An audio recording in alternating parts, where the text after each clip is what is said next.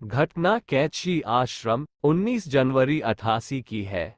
जाड़ों के दिन थे, आश्रम में सुनसानी छाई हुई थी।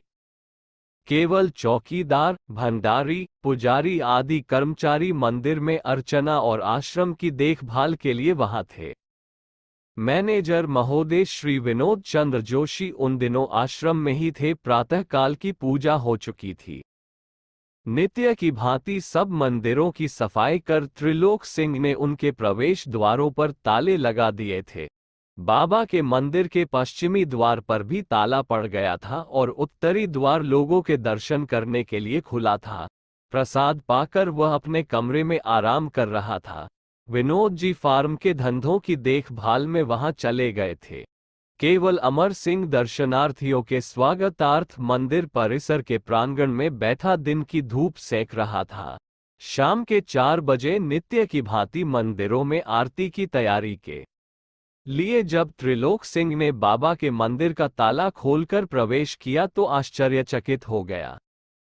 बाबा के विग्रह पर जो कंबल प्रातः आरती के समय था, उसके स्थान पर एक दूसरा ही कंबल नजर आ रहा था। पास जाकर देखने पर ज्ञात हुआ कि बाबा ने पुराने कंबल के ऊपर एक नया कंबल ओढ़ रखा है। इससे उसके मन में अनेक शंकाएं होने लगी। ऊंची में बाबा के विग्रह को धोती और कंबल से सुशोभित किया जाता है, क्योंकि ये ही वस्त्र वे पहना करते थे। विनोद जी समय समय पर जब मंदिरों में श्रृंगार बदलते, इस विग्रह की धोती और कंबल भी बदल दिया करते थे, पर आज इस बदलाव की संभावना भी नहीं थी। फिर एक कंबल के ऊपर दूसरे कंबल का ओढ़ाना भी अनोखी बात थी। अस्तु, विनोद जी के फार्म से लौट आने पर उसने उन्हें सब बातें सुनाए। उन्होंने मंदिर में प्रवेश कर देखा। यह नया कंबल उन कंबलों से भिन्न था जिन्हें अदला बदल कर वे पहनाते थे। अमर सिंह से पूछने पर उसने कहा, आज केवल 2 व्यक्ति दर्शन करने आए थे, पर उनके पास चढ़ाने को कोई कंबल न था।